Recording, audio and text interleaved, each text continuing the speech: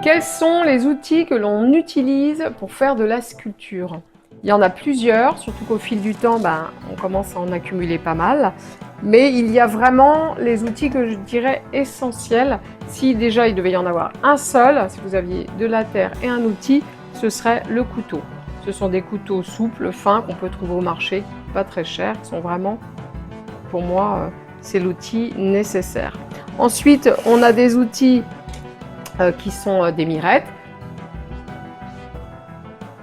Si je vous en conseille une, c'est la petite avec un bout, pas la ronde. La ronde est importante, mais c'est celle-ci vraiment la plus importante avec un petit bout légèrement incurvé. Elle permet de ne pas faire de trous quand on vide sa sculpture.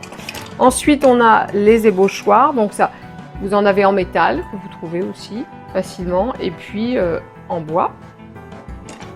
Nous avons les estecs, donc on utilise pas mal celui en bois pour gratter le plan de travail quand on a fini de travailler, mais j'aime aussi beaucoup celui en métal.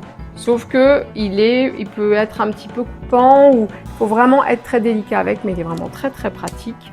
Ensuite, on a ce petit outil qui permet de graver la sculpture, aussi qui est plutôt pratique. On a le fameux fil à couper la terre, pareil, vous trouvez ça vraiment très très facilement. On a le pinceau pour nettoyer le plan de travail ou bien pour dépoussiérer votre sculpture, parce qu'on ne souffle pas dessus, sinon c'est la catastrophe. La fameuse petite balance quand on va peser le poids de la terre qu'on va utiliser.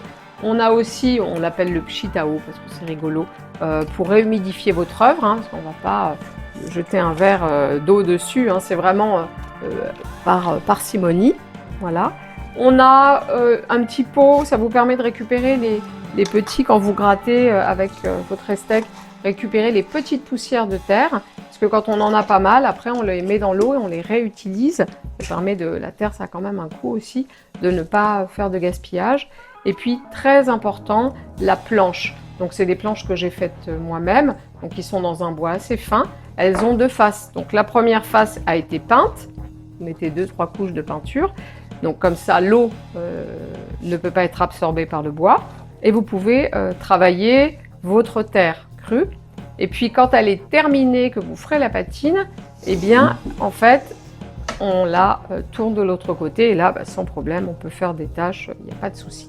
Ensuite, bien évidemment, idéalement, on peut avoir une sellette de sculpteur, donc qui tourne sur elle-même. C'est pratique, mais vous pouvez aussi être sur un plan de travail et avoir une chaise qui peut se régler en hauteur. Donc une chaise qui tourne comme j'ai ici.